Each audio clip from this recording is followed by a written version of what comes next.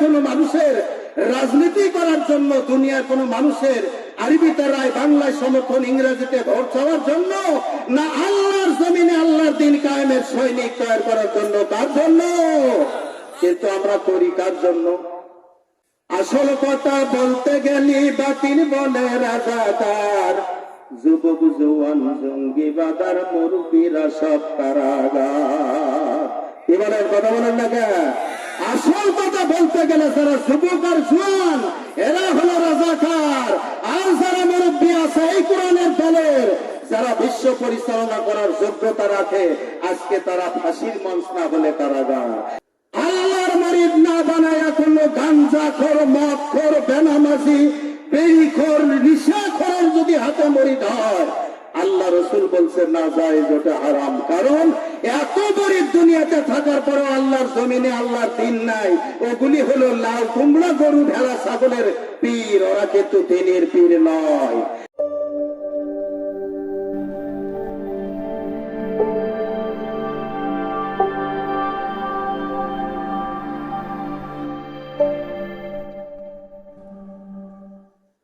নবীর পক্ষ থেকে আজকে যে দাওয়াত আমাদের মাঝে আসলেন, আল্লাহ পাক তার নবী বিশ্ব নবী মুহাম্মদুর রাসূলুল্লাহ সাল্লাল্লাহু আলাইহি ওয়াসাল্লামকে সতর্ক করে বলছেন, শুনুন, ইয়া আইয়ুহার রাসূল বাল্লিগ মা উনজিলা ইলাইকা মির রাব্বিক ওয়া ইল্লাম তাফআল ফামা বাল্লাগতার রিসালাতাহু ওয়াল্লাহু ইয়াসিমুকা মিনান নাস। আল্লাহু আকবার। আল্লাহর নবীকে আল্লাহ বলতেছে, আপনি আমি কেডা? হ্যাঁ, এরপরে আল্লাহ তাআলা বলছেন, ইন্নাল্লাহা লা ইয়াহদিল কওমাল কাফিরিন।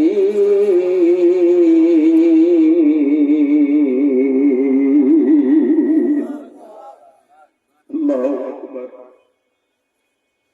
ইয়া আইয়ুহার রাসূল, হে রাসূল, সমস্ত নবীকে নবী বলা যায়। বাংলাদেশের পার্লামেন্টে 300 বা তার কিছু কম বেশি যারা এমপি হয়েছে, সব এমপিকে এমপি বলা যাবে, কিন্তু সমস্ত এমপিকে মন্ত্রী বলা যাবে না। কারণ হলো এমপির চাইতে মন্ত্রীর মর্যাদা এক ধাপ। প্রচার করছেন কি আফসার আলী মীর যুক্তিবাদী, তাই না? যুক্তি যদি না থাকে তাহলে আবার কেমনি হলো? সবাইকে এমপি বলা যাবে কিন্তু মন্ত্রী বলা যাবে না।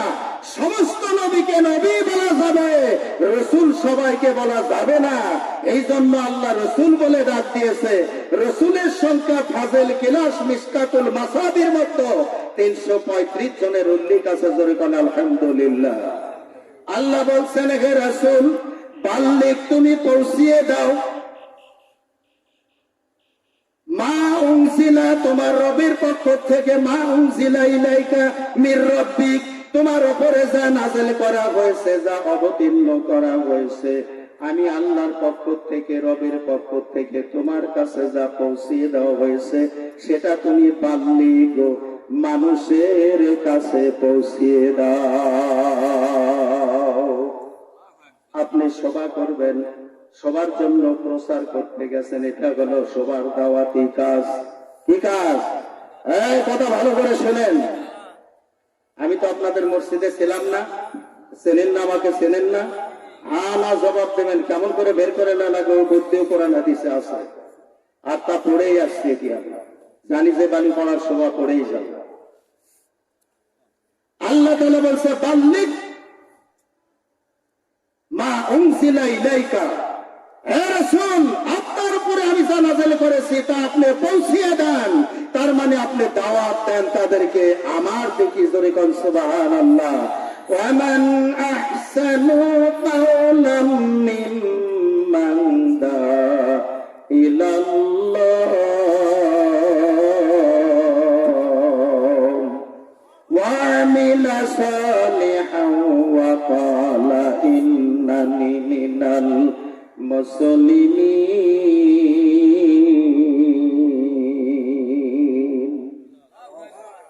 আল্লাহ বলছেন, আমার কথা নয়। আল্লাহ তাআলা বলছেন, কি বলছেন? ওই মানুষের চাইতে কার কথা আমি আল্লাহর কাছে আর প্রিয় হতে পারে, ভালো হতে পারে, গ্রহণযোগ্য হতে পারে? ভালোর যত দিক এখানে আছে, আল্লাহ বলছে যে মানুষটি আমি আল্লাহর পথে আমার অন্য বান্দাদেরকে ডাকে এবং সে ব্যক্তি নিজে ওয়ামিলা সালিহাও সংশোধনকারী আমল করে আর নিজেকে মুসলিম বলে দাবি করে। আজকে ওয়াজ শুনলাম 50, 60, 70 বছর বলে, কোরআন পড়লাম, নামাজ পড়লাম, এখন যদি বলি মুসলিম শব্দের আবিধানিক অর্থ কি, আমরা কিন্তু পারবো না। মুসলমান হলো ফার্সি শব্দ আর মুসলিম হলো আরবি শব্দ। মুসলিম আরবি শব্দের আবিধানিক অর্থ হলো আত্মসমর্পণকারী, আর আত্মসমর্পণ যারা করে সেটা হতে হবে আল্লাহ রসুলের উত্তরসূরির হাতে। কি বলেন? আল্লাহ রসুলের উত্তরসূরির হাতে। নবীদের বহু বচন, আম্বিয়া আর আলিমদের বহু বচন উলামা।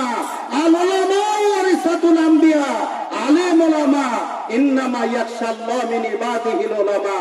নিশ্চয়ই আলেম উলামারা আল্লাহকে বেশি ভয় করে। সুতরাং তার কাছে গিয়ে তুমি কি করো? মুরিদ হও। মুরিদ মুরিদ আল্লাহর মুরিদ না বানায়া কোনো গাঞ্জাখোর, মদখোর, বেনামাজি, বেড়িখোর, নিশাখোর যদি হাতে মুরিদ হয়, আল্লাহ রসুল বলছে না যায়, যেটা হারাম। কারণ এত মুরিদ দুনিয়াতে থাকার পরেও আল্লাহর জমিনে আল্লাহর দিন নাই। ওগুলি হলো লাউ কুমড়া, গরু, ভেড়া, ছাগলের পীর। ওরা কিন্তু দিনের পীর নয়। দিন শব্দের অর্থ কি তা জানেন? দিন অর্থ হলো আনুগত্য, মতান্তরে আনুগত্যের বিধান। আর ইসলাম শব্দের অর্থ হলো পরিপূর্ণ একটি জীবন ব্যবস্থা, যে ইসলামের ছায়া তলে আসলে নিজের জীবনকে তারা আল্লাহর পথে দিয়ে দিতে বাধা মানে না। সুবহানাল্লাহ বলে। সুতরাং পরে আসবে, আল্লাহ বলছেন, হে রাসূল তুমি দায়িত্ব পালন করো। কি করে? আমার আয়াতকে তুমি পৌঁছিয়ে দাও। এখানে বাল্যিক শব্দ ব্যবহার করে শুধুমাত্র নবীকে বলা হয়েছে তুমি এই দায়িত্ব পৌঁছাও। আর আল্লাহর নবী শেষ বিদায়ের ভাষণে বলেছে বাল্লিগু ওয়ালাউ আন্নি আয়া। বাল্লিগু তার মানে এটা হলো বহু বচন, আর এটা হলো এক বচন। শুধুমাত্র নবীকে বলা হয়েছে। আর এখানে বাল্লিগু, এখানে বহু বচন বলা হয়েছে। কিয়ামতের আগ পর্যন্ত আমার যত উম্মাত দুনিয়ায় আসবে সবার উপরে দায়িত্ব পালন করা আমি আল্লাহ অপরিহার্য করলাম। সুতরাং একটু কথা বলে নেই। মসজিদ, এ মসজিদ কার ঘর? ভাই না জোরে বলেন, হয়তো আমার মিয়া আল্লাহর ঘর। তাহলে আল্লাহর ঘরে কার কথা হবে? দুনিয়ার কোন মানুষের রাজনীতি করার জন্য, দুনিয়ার কোন মানুষের আরবিতে রায়, বাংলায় সমর্থন, ইংরেজিতে ভোট চাওয়ার জন্য, না আল্লাহর জমিনে আল্লাহর দিন কায়েমের সৈনিক তৈরি করার জন্য? কার জন্য? কিন্তু আমরা করি কার জন্য? এটা অনেক দূর যেতে হবে। তাফসীর মানে হলো কি? চুলচিরা ব্যাখ্যা, যার কোনো ফাঁক ফুকুর থাকে না, গোপন করা যাবে না। গোপন করলে সে কাফের হলো। কোরআনের কয়টা আয়াত অস্বীকার করলে কাফের বলা যাবে, তাকে তার দলিল দিতে পারবেন? একটা অক্ষরই যথেষ্ট। বুখারী শরীফ 4th খণ্ড, সবগুলো খণ্ড ক্রয় করেছি। কথা বলতে হয় মানুষের মধ্যে। তাফহিম সবগুলো খণ্ড ক্রয় করেছি আমি। বুখারী শরীফ 4th খণ্ডে সম্ভবত বলা হয়েছে মাটির বীজ বপনকারীকেও এক পর্যায়ে কাফের বলা হয়। কারণ কাফেরত্ব হলো অস্বীকার করা, অপ্রকাশ করা, ঢাকিয়ে রাখা, গোপন করা। তাহলে মাটির বীজ মাটির নিচে আমরা ঢাকিয়ে রাখি না? এক পর্যায়ে সে কথাও বলা হয়েছে। এখন আসুন, মসজিদগুলি হলো আল্লাহর ঘর। মসজিদের ভেতরে ইমাম সাহেব কথা বলবে একমাত্র আল্লাহ রহির কথা বলবে। আর এই রহির ব্যাখ্যা হলো মুহাম্মদ সাল্লাল্লাহু আলাইহি সাল্লামের জবান মিশ্রিত বাণী আল হাদিস। এই হাদিসের ব্যাখ্যা দিয়ে কথা বলবে। সেখানে যদি মসজিদ কমিটির লোক, তাই যদি বর্তমান ক্ষমতাসীন দলের একজন নেতা হয়, ইউনিয়ন বা থানার নেতা হয়, কি বলেন, সে যদি বেনামাজি হয়, আর সে যদি অবৈধ পোশাক আচার করে, তাহলে ইমামার সামনে কথা বলতে পারবে? কথা বললে কি বলবে? চুপ করে এগুলি বাদ দাও, খালি সওয়াবের ওয়াজ করো। তার মানে কোরআন হাদিসের কোন পাতায় আজ পর্যন্ত আমি পাই নাই যে খালি সওয়াবের ওয়াজ করে ইসলাম প্রচার করা সহজ হবে। আল্লাহর নবী যখন ইসলামের দাওয়াত দিত, সূরা লাহাব পড়ে দেখেন, আল্লাহর নবীর দুটি মেয়েকে বিবাহ দেওয়া হয়েছিল লাহাবের দুইটা সন্তানের সঙ্গে।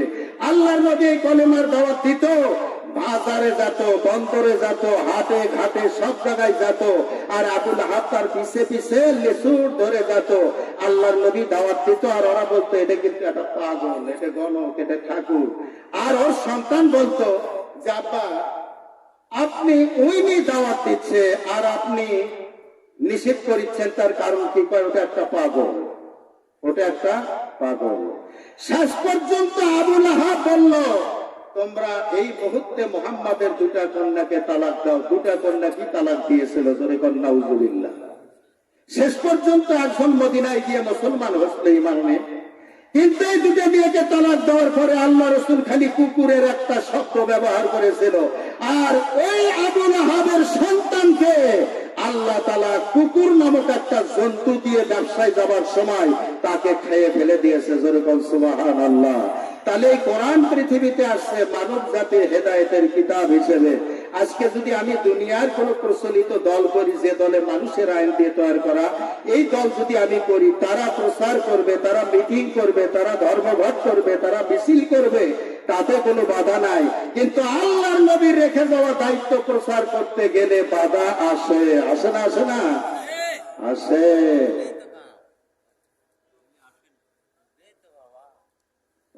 আল্লাহ রাব্বুল আলামিন বলেছেন, ইন্নাদ-দীনা ইনদাল্লাহিল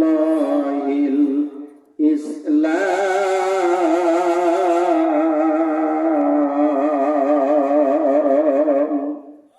আল্লাহ বলছেন, আমার একমাত্র মনোনীত দিন হলো ইসলাম। দিন শব্দের অর্থ আনুগত্য, মতান্তরে আনুগত্যের বিধান। আনুগত্য করবো কার? আনুগত্য মানে কি? আনুগত্য মানে হলো হুকুম মানা, তার কথা মতো চলা। আতিউল্লাহ, আনুগত্য করো, আমার হুকুম মানো, আমার কথা মতো চলো। আর আমার কথা তোমাদের মাঝে দিয়েছি মহাগ্রন্থ আল কোরআন। আনুগত্য করার কথা আল্লাহ বলছেন, আতিউল্লাহ ওয়া আতিউর রাসূল, আমার হুকুম মানা যেমন ফরজ, আমার রাসূলের হুকুম মানাও তোমাদের জন্য তেমন ফরজ। আল্লাহ রাসূল পৃথিবীতে আজীবন থাকবে না, তিনি তো মানুষ বিদায় নিয়ে চলে যাবে। এই জন্য আল্লাহ তাআলা বলেছেন, ওয়া উলিল আমরি মিনকুম। উলিল আমর বলতে বাড়ির প্রধান থেকে শুরু করে রাষ্ট্রপ্রধান পর্যন্ত যারা আল্লাহ রাসূলের আলিত কোরআনের দিক নির্দেশনা তোমাকে যারা হুকুম করবে, সে হুকুম মানা তোমার জন্য ফরজ। আর কোরআন হাদিসের বাহিরে যদি কোনো নেতা তোমাকে হুকুম করে, এই হুকুম না মানলে তোমার গুনাহ হবে না। যদি তার হুকুম তুমি না মানো, তোমার কোনো গুনাহ হবে না। আল্লাহ তাআলা বলেছেন কোরআনে কারিমে, এ ব্যাখ্যা এভাবে আমি করি। আসুন আজকে আমরা দিন বলতে কি বুঝি। দিন অর্থ হলো আনুগত্য করা। আল্লাহ পাক বলে দিয়েছেন, দিন যদি জমিনে কায়েম হয়ে যায়, সেই দেশে সুদ থাকবে না, ঘুষ থাকবে না, জিনা থাকবে না, অন্যায় অবিচার থাকবে না, কাটাকাটি, মারামারি, হানাহানি, কোনো কিছু থাকবে না। কিন্তু এটা যদি দেশ থেকে মূলোৎপাদন করতে যাও, তাহলে কাজ করতে হবে একটা, যেটা আজকে যারা ক্ষমতায় আছে তারা করেছে। এই জন্যই তো আজকে আমাদের দেশে এরকম অবস্থা। আপনি যখন দিনের দাওয়াত দেবেন, তখন দিন তাদেরকে বোঝাতে হবে, আল্লাহর দিনের জন্য তাদেরকে ডাকবেন। আপনি আল্লাহর দিনের জন্য ডেকে লক্ষ লক্ষ লোক হলো, এক বেয়াদব বলছে হজের মতো একটা কাজ হয়ে গেল কোথায়?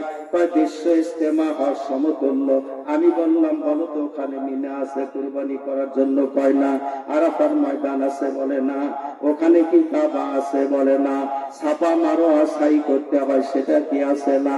আমি বললাম, এখন যদি পাও থেকে জিনিসটা দিয়ে এক বেশম পারে, তোমাকে পাপ হবে না।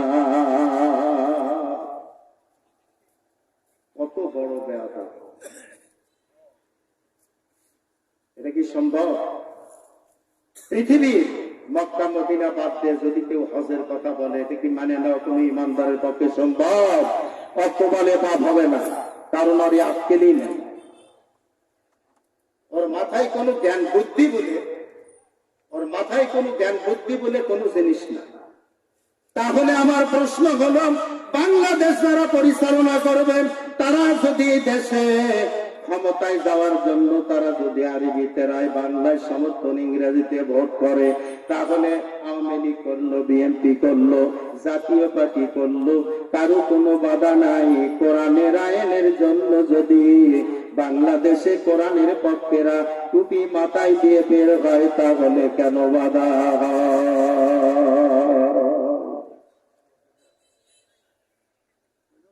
কেন বাধা হয়? আসল কথা বলতে গেলি বাতিল বলে রাজাকার, যুবক জওয়ান জঙ্গি বাদার মুরব্বীরা সব কারাগার। কি বলেন, কথা বলেন না কেন? আসল কথা বলতে গেলে যারা যুবক আর জওয়ান এরা হলো রাজাকার, আর যারা মুরব্বী আছে এই কোরআনের দলের, যারা বিশ্ব পরিচালনা করার যোগ্যতা রাখে, আজকে তারা ফাঁসির মঞ্চ না হলে কারাগার। তার মানে এখানে জিনিসটা লুকিয়ে আছে। আল্লাহর নবী যখন দাওয়াত দিতেন ইসলামের জন্য, তখন ওই শ্রেণীর লোকেরা আল্লাহর নবীর পিছে যুবকদেরকে লেলিয়ে দিত, পাথর দিয়ে, হাড্ডি দিয়ে তার উপরে আঘাত করা হতো, রক্তাক্ত করত। তারপরেও কি দাওয়াত আল্লাহর নবী বন্ধ করছে? না, বন্ধ করে নাই। যে মানুষগুলিকে নিয়ে আল্লাহর নবী দাওয়াতের কাজ করছে, তাদেরকে নিয়ে নামাজ পড়ছে, তাদেরকে নিয়ে রোজা করছে, তাদেরকে নিয়ে হজ করছে, আর তাদেরকে নিয়ে ময়দান বিজয় করে জিহাদের ময়দানে নিজের শরীরে রক্ত ঝরে দিয়ে জিহাদের ময়দানে বিজয় অর্জন করেছে। জোরে বল সুবহানাল্লাহ। আল্লাহ তাআলা বলেছেন, তাহলে এই দাওয়াত তোমরা কেমন করে দিবেন? আল্লাহ রাব্বুল আলামিনের হাবিব এই দাওয়াত দিতে গিয়ে যখন তারা বাধার সম্মুখীন হয়েছে, এই দুনিয়ার কোন মানুষের কাছে তারা ধর্ণা দেয় নাই। ধর্ণা দিয়েছে কার কাছে? আল্লাহর কাছে। আল্লাহ, তোমার দিনের দায়িত্ব পালন করতে গিয়ে আজকে আমি বাধার সম্মুখীন হয়েছি। সূরা বাকারার তাফসীরের মধ্যে আসছে, আল্লাহর নবীকে আল্লাহ পাক বলছে, হে রাসূল, তুমি দুঃখিত হইও না, মন খারাপ করো না, তোমার দায়িত্ব তুমি পালন করতে থাকো। আর আবু জেহেলের বংশধরদের বাড়িতে গিয়ে তুমি যে দাওয়াত দিয়ে আসো, একদিন না একদিন এই ইসলাম কায়েম হবে, ইসলামের আইন তোমার বাড়িতে এসে হাজির হবে, ঠেকাতে পারবে না। আজকে আমরা ইসলামের পক্ষে নাই, আজকে আমরা দুনিয়াদারির পক্ষে। নেতারা মনে করে ওনাকে কে দাওয়াত দিল কেন? ব্যাপারটা কি? তার মানে আল্লাহ ভরসা, তুমিও তারই মধ্যে আছো। দেখেন না কেন আমি প্রমাণ বলতেছি। মন খারাপ করলে আমার কিছু করার নাই, আমি কোরআনের পক্ষে দাওয়াত দিতে আসছি। কারণ এটা একটা থানা, গোকুল ইউনিয়ন, শেখের কোলা ইউনিয়ন এবং লাহারিপাড়া ইউনিয়ন। এই থানার আমি তিনটা দায়িত্বের সেক্রেটারিতে আছি। এটা তালিমুল কোরআন, এটা ওলামা মাসায়েখ কমিটি, আর একটা হলো মসজিদ মিশন। তিনটার দায়িত্বে আছি। আমি যদি আজকে আপনার সামনে কথা গোপন করে যাই, যত নেকির মালিক আমি হই না কেন, কিয়ামতের ময়দানে জাহান্নামে যেতে হবে। এই তো কয়েকদিন গততে তবিনুন নেসা বালিকা বিদ্যালয় আমাকে দাওয়াত দেওয়া হয়েছিল, আমি আসিনি। ওটা আমার খেয়াল ছিল না। পরের দিনই খেয়াল হলো, দাওয়াতটা মিস করে আমি অন্যায় করে ফেলেছি। এখন ওই শিক্ষা প্রতিষ্ঠান, এসএসসি পরীক্ষা দেবে সন্তানেরা, ছেলে মেয়েরা, ওখানে যদি কোনো অতিথিকে দাওয়াত দেওয়া হয়, ওখানে যাই উনি কি বক্তব্য দেবে বলেন তো?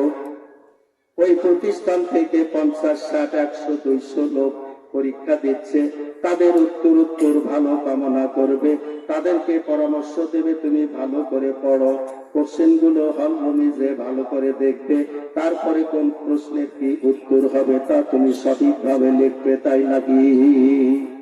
কি কথা বলেন না কেন? তাই দেবে না? তাই দেবে না? তাহলে আজকে কোরআনের তাফসীরে মাহফিলে যারা অতিথি হয়ে আসে, তারা তাদের দলের স্বার্থ হাসিলের জন্য তারা বক্তব্য দেয়, তারা কেন ইসলামের কথা বলে না? তুমি কোরআন ভালো করে পড়ো, মানো, মানুষকে দাওয়াত দাও, আর আন্দোলন করে কোরআন পার্লামেন্টে নিয়ে যাও, এই কথা কেন না বলে তারা পার্সোনালিটি কথা বলে? বেজার হলেন আপনি? আপনার উপরে চাপ থাকতে পারে দুনিয়ার ডিসির চাপ, আর কিছুই হয়তো নয় প্রধানমন্ত্রীর চাপ, কিন্তু আমার উপর আছে ওই প্রধানমন্ত্রীর উপরও যিনি মন্ত্রী, তার চাপ, তিনি আমাকে ছাড়বেন না। আল্লাহ রাব্বুল আলামিন বলছেন, কিয়ামতের ময়দানে মানুষ যখন জাহান্নামে যাবেন, তাদেরকে প্রশ্ন করে করে বলা হবে, ওয়াসিকাল্লাযীনা কাফারু ইলা জাহান্নামা সুমারা।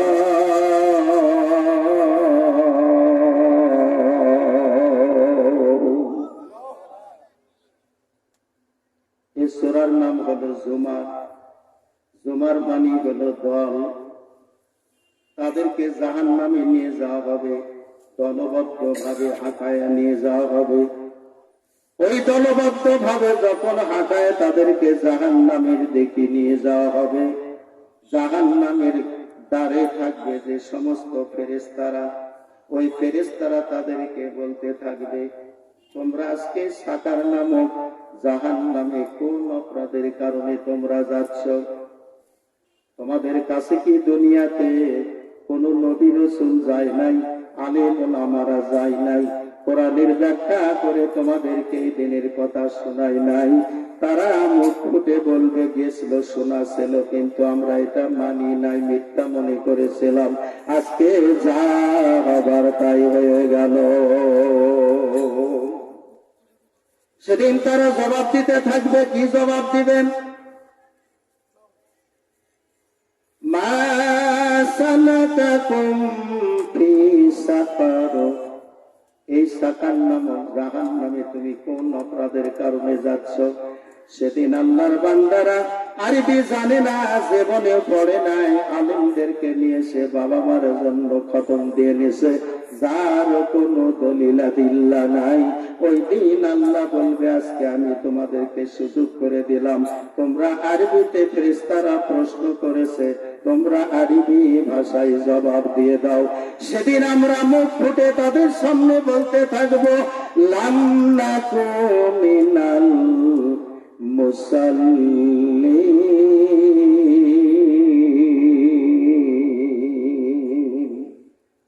আমরা দুনিয়ায় মুসাল্লি ছিলাম না। তোমাদের মধ্যে একজন লোক অবশ্যই থাকতে হবে, যারা মানব জাতির কল্যাণের পথে আহ্বান জানাবে, সৎ কাজের আদেশ দেবে আর অসৎ কাজে বাধা দেবে, তারাই হলো সফলতা। বন্ধুরা আমার, এখানে এর আগে যে আয়াত পড়লাম জুমার, জুমার মানে হলো দল, উম্মত মানে হলো দল।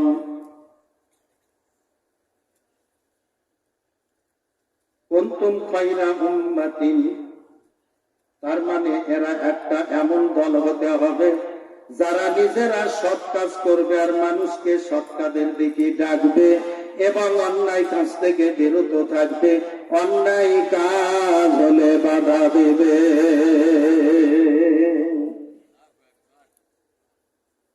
আজকে সবচাইতে বড় অন্যায় কাজ হচ্ছে আমাদের বাড়িতে, কি বলেন? মসজিদে ইমাম সাহেব যদি কোরআন হাদিসের দলিল দিয়ে কথা বলে, তারপরেও যারা সমাজের সুদকে নেতা আছে, যারা কোরআন হাদিস বোঝে না, মানে না, নামাজ কালামে ডাক দিয়ে নাই, ওরা মসজিদ কমিটির সেক্রেটারি, সভাপতি, কেশিয়ার, বিভিন্ন পদে থেকে তারা ইমামকে ঠেক দেয়।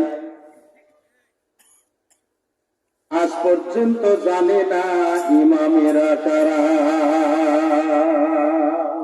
ঠিক না ঠিক?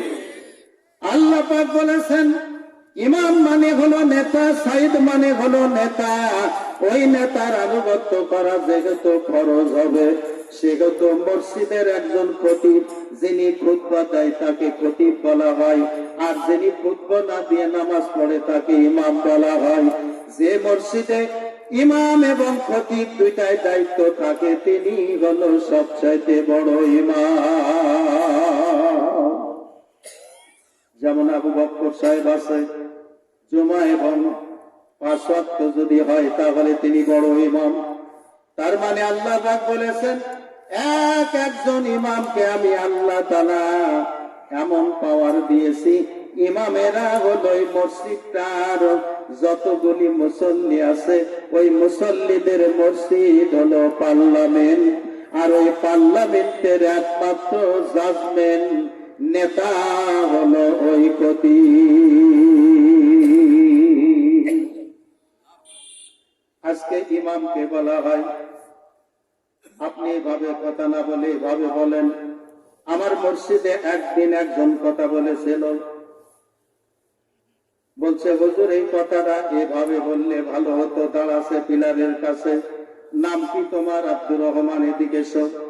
আর আসতেছে, নামে আসবে না? নিয়ে আসবো। সুরসুর করে আসলো। আজকে দিনের খুতবা আর তার ভাষণ আর নামাজের দায়িত্ব আপনার। মুসল্লিরা হাত তুলে বলছে, বেটা শোন, আজ নামাজ পড়ে মসজিদ থেকে বের হবি, নাহলে সামলা থাকবে না। ওই যে উপর হয়ে পড়ছে আর সিজদার থেকে মাথা তোলে না, হুজুর জীবনেও আর বলবো না। আপনি ইমাম, আপনি এখানকার নেতা, আপনি খতিব, পার্লামেন্টের আপনি বিচারক। সুতরাং আপনার সঙ্গে যে কাজ করবে, আপনার যদি পাওয়ার থাকে, তফিল থাকে, ডাক দেন, ওকে ডাক দেব, আজকের বক্তব্য আর খুতবা আর নামাজ আপনি পড়াবেন। আপনাকে আজ থেকে দায়িত্ব দিয়ে আমি চলে যাব। আমি কেন অত দূর থেকে এখানে কষ্ট করে আসবো, ঠিক না? কিন্তু আজকে ইমামেরা হলো কিনা গোলাম হয়ে গেছে। মসজিদে আজকের এই জালসাতে আসতি, এতই হুজুরের আবির্ভাব এই বালুপাড়ার। হুজুর এটা বলবেন, ওটা বলবেন, এ করবেন, তা করবেন। এই নিয়ে তুমি কি জানো যে ওই মাল আনিল? তোমার অসুবিধা আছে, তোমার দাওয়াত দিবেন কে কাছে? আমি কি খুঁজে দাওয়াত নিছি? এটি যেটি দাওয়াত দিলে 2000 টাকা পাবো, ওটা যে বউ চললে খামো। বউ তো আমার নাই, সোল আছে, তাকে নিয়ে খামো। তুমি যা খাবা তোমার পাও ধোয়া দাঁড়িয়ে খাবো, তাহলে আমি কোরআন হাদিস পড়ছি, জ্ঞান আছে আমার।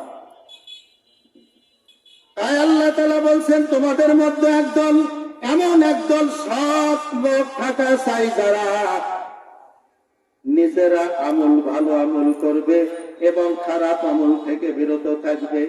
আপনি সালিশে বলছেন যে বালুপাড়া গ্রামে ধরেন একটা সালিশ হচ্ছে, ওই সালিশটা হচ্ছে এই যে, সেটা হলো 10 লক্ষ টাকা একজন ব্যক্তি লিখে দিচ্ছে না, 10-12টা সালিশ হয়েছে। আজকে আর একটা সালিশ হচ্ছে, এই সালিশে থাকবে একজন ব্যক্তি, যিনি হলো এলাকার মনে করেন চেয়ারম্যান। এখন চেয়ারম্যান সাহেব যদি এই সালিশে এসে বসে, এলাকার ইউপি সদস্য সহ সবাই যদি জানা থাকে, ওই 20 লক্ষ টাকা মারে খায় 2 বছর ধরে ঘুরাচ্ছে, দেয় নাই, ওই ব্যক্তিকে সাইজ করার যোগ্যতা রাখে। কথা বলেন, কথা বলে। ওই যদি বলে যে টাকা দিতে হবে, তাহলে লাভে উঠবো অনেকগুলো। আপনি তো 2 বছর ধরে 20 লাখ টাকা মেরে খায় দিচ্ছেন না, আপনি কোন আক্কেলে সাইজ করতে আছেন? হয়ে যান। তাই বলবে কিনা বকে পাটা থাকা লাগবে। তাহলে আজকে আপনি যে কাজটা করতেছেন, সেই কাজটা যদি কোরআন হাদিসের বিপরীত হয়, কোরআন হাদিসের পক্ষে যদি না হয়, কিয়ামতের ময়দানে ওর সঙ্গে যারা থাকবে, ওরই সঙ্গে তাদের হাসর হবে। কোরআনের পক্ষের লোকের সঙ্গে হাসর হবে না। আল্লাহর নবী বলে গেছেন, শোনেন, আল্লাহ নবী বলেছেন, তারাকতু ফিকুম আমরাইনি লান তাদিল্লু মা তামাসাকতুম বিহিমা কিতাবাল্লাহ ওয়া সুন্নাতার রাসূল।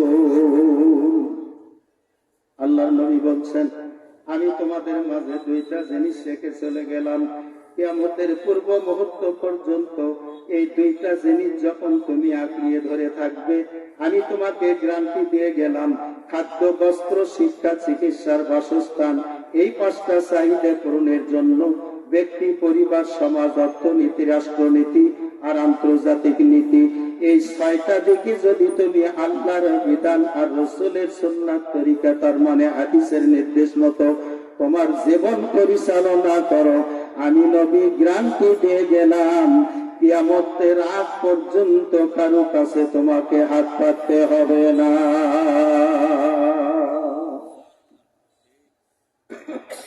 অর্থটা দাঁড়ায় এই, বাবা মারা গেলেন, 5 বিঘা সম্পত্তি থাকলে 2টা বোন আছে, একটা ভাই আছে, তার ভাগ বন্টন আল্লাহ করে দিছে কিনা?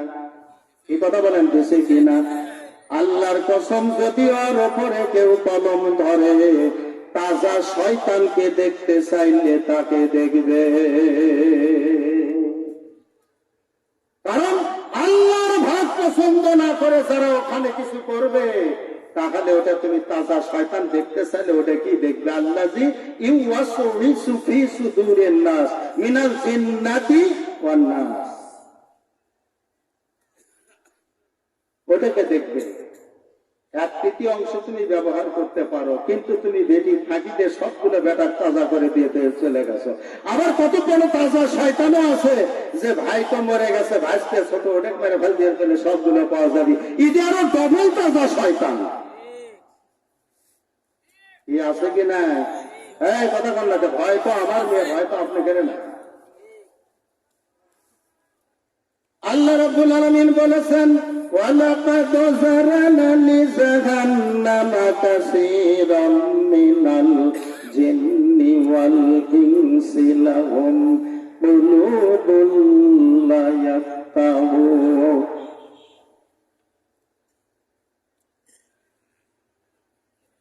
আল্লাহ পাক বলেছেন, আমি কিছু জিন এবং মানুষ জাতির জন্য জাহান্নাম নির্ধারিত করে রেখে দিয়েছি, যাদের অন্তর আছে, একটা জিনিস দেখলে অন্তর দিয়ে তা অনুভব করতে পারে, বুঝতে পারে, কিন্তু বুঝেও না, বোঝার ভান করে।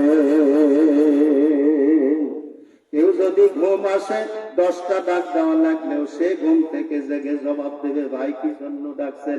আর যদি কোনো ব্যক্তি ঘুমের ভান করে শুয়ে থেকে বোধ যদি বলাতে কোনে দেখছো, যাই ডাকুক আমাকে ঘুতবো না, এই শয়তানকে জাগান বড় কঠিন।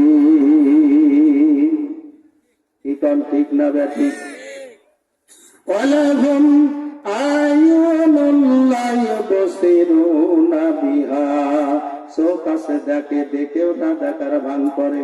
ওয়ালাহুম আযানুন লা ইয়াসমাউনা বিহা,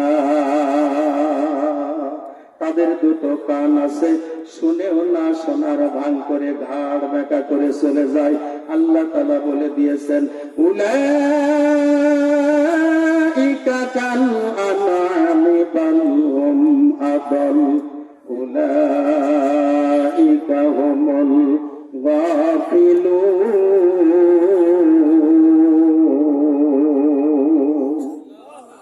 আল্লাহ গালি দিয়েছে মানুষকে, তুমি জানোয়ারের বাচ্চা বলে গালি দেবে না, এটা বড় খারাপ হয়ে যাবে। আল্লাহ বলছে, ওরা যেন মানুষ না, ওরা হলো চতুষ্পদ জন্তু, জানোয়ার। জোরে জোরে কম সুবহানাল্লাহ। ওরা হলো চতুষ্পদ জন্তু, জানোয়ার, ওদের এ সম্পর্কে কোনো জ্ঞান নাই। আল্লাহ রাব্বুল আলামিন তাই বলে দিয়েছেন, এই দুনিয়াতে যদি দুনিয়ার মানুষের তৈরি আইনকে পার্লামেন্টে নেওয়ার জন্য দল করা লাগে, পার্টি করা লাগে, জামাত করা লাগে।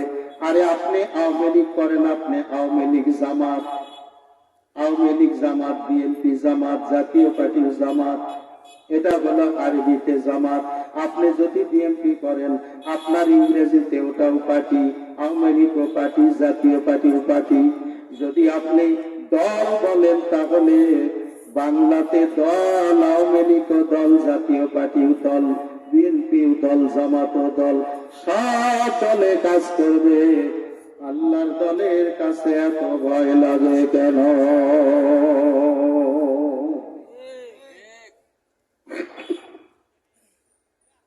এই যে মুসল্লির কথা বললাম, মুসল্লি কাকে বলা হয়? আমি নামাজ পড়ি, আমি মুসল্লি। কি বলেন, কথা বলেন? আমি মানি না। আমি দৈনন্দিন মসজিদে যাই, আমি মুসল্লি, আমি মানি না। বুঝে দেন দেখি।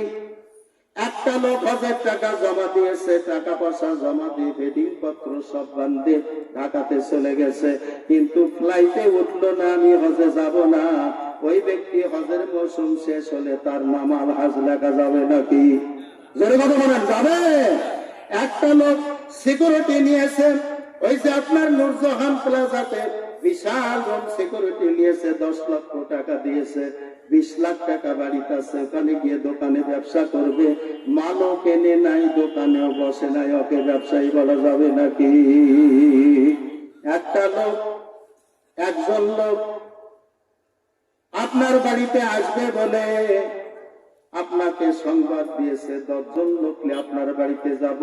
আপনি মনে করছেন 10 জন মেহমান আমার বাড়িতে আসবে, আপনার কাছে পৌঁছে নাই, আপনি বাড়িতে মেহমান আসছে, আপনি কি বলতে পারবেন? পারবেন না। এই কথা একেবারে সোজা সরল। আল্লাহ পাক বলছেন, একজন ব্যক্তি মুসল্লি হলো, নামাজ পড়লো, কিন্তু সে নামাজের নিয়ম কানুন জানলো না, আল্লাহর দেখানো শিক্ষা মোতাবেক নামাজ আদায় করলো না। একটা ব্যক্তি নামাজ পড়লো, রোজা করলো, হজ করলো, যাকাত দিল, দান খয়রাত, ইতিম মিসকিন, বিধবা সাহায্য, সব কিছু করলো, কাজগুলো অবশ্যই ভালো, খারাপ না, কিন্তু ওই ব্যক্তি সবগুলি কাজ করলো। নামাজ হলো এমন একটা মেডিসিন, ইন্নাস সালাতা তানহা আনিল ফাহশাই ওয়াল মুনকার, মানুষকে সমস্ত অন্যায়, অশ্লীলতা, বেহায়াপনা থেকে ইহদিনাস সিরাতাল মুস্তাকিমের পথে পরিচালিত হওয়ার জন্য আল্লাহর জমিনে আল্লাহর দ্বীন কায়েমের সৈনিক, সেনাবাহিনী হিসেবে গড়িয়ে তোলে। ঠিক না ব্যাঠিক? দৈনন্দিন 5 বার আপনি নামাজ পড়লেন, সুদের মধ্যে জড়িত। দৈনন্দিন 5 বার আপনি নামাজ পড়লেন, সন্তানের হক আর এক সন্তানকে মারি আপনি একজনকে দিলেন। দৈনন্দিন নামাজ পড়লেন, অশ্রাব্য ভাষায় গালাগালি করলেন, আপনার এই নামাজ নামাজ নয়। আপনার তো ইমান বলতে কিছু আছে, আমার কোরআন হাদিসের জ্ঞানে জানা নাই। তবে হ্যাঁ, একটা বিষয় বলা হয়েছে, ওকে তুমি কি বলো? ইমানদার বলো, মুমিন বলবে না। কারণ ইমানদারের মধ্যে ফাসিক আছে, নাস্তিক আছে, মুনাফিক আছে, মুরতাদ আছে, কাফের আছে। আপনার এমন ইমান আছে যে ইমানটা আপনাকে টেনে মসজিদ পর্যন্ত নিয়ে যেতে পারলো না। আদায়াতুল ইমান, একদম দুর্বল ইমান। তাহলে একটা লোক হজ করতে না গেলে তাকে হাজি বলা যাবে না। একটা লোক ব্যবসা না করলে তাকে ব্যবসায় প্রচার করা যাবে না। মেহমান হয়ে বাড়িতে না গেলে ওই মেজবানের আপনাকে মেহমান বলে মানবে না। তেমনি আপনাকে আল্লাহর দ্বীন কায়েমের জন্য তৈরি করা হয়েছে। আপনার দ্বীন কায়েম করার জন্য একটা প্রেক্ষাপট আছে, যেটা আরবিতে রায়, বাংলায় সমর্থন, ইংরেজিতে ভোট। আজকে দেখুন, বাংলাদেশে 17 কোটি লোক যদি সবাই আজ থেকে নামাজ আদায় করে, আপনারা বলেন তো, হিন্দু, বৌদ্ধ, খ্রিস্টান, মুসলমান সবাই এক কাতারে নামাজ পড়লে কাল থেকে কি কোরআনের আইন চালু হবে? কেন হবে না? ওখানে যিনি বসে আছেন তিনি প্রধানমন্ত্রী, আপনি নামাজ পড়েন আর না পড়েন, আপনি ওখানকার কোন সদস্যই নন। কি বলেন, ঠিক কিনা? তাই আল্লাহ তাআলা বলছেন, তুমি নামাজ পড়বে, রোজা করবে, হজ করবে, যাকাত দেবে, এগুলি যেমন ফরজ, আনাকিমুদ্দিন, আমার জমিনে আমার দ্বীনকে কায়েম করা ফরজ। হাকিম শব্দের অর্থ দাঁড়িয়ে যাওয়া, চালু করা, শুরু করা।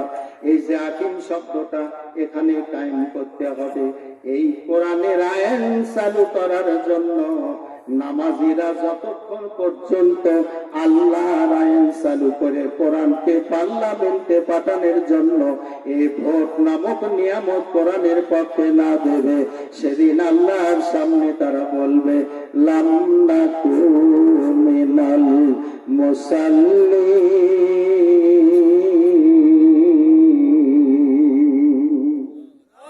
শেষ শেষ এলো। আল্লাহ তাআলা বলছেন যে এই নামাজ তোমাকে জান্নাতে নিয়ে যেতে পারবে না, কারণ আমার দ্বীন কায়েমের জন্য সময় যখন আসতো 5 বছর পর, তখন তুমি অন্য দল করেছো। নামাজি হয়েছে বটে, তুমি অন্য দল করেছো, মসজিদ কমিটির সদস্য হয়েছে বটে, অন্য দলের নির্বাচন করেছো, তাকে ভোট দিয়ে তার দল বিজয় করেছো, আল্লাহটাকে তুমি পছন্দ করো না, এই জন্য আজকে মুসল্লির খাতায় নাম থাকবে না। আমি পরে এই পর্যন্ত পেয়েছি।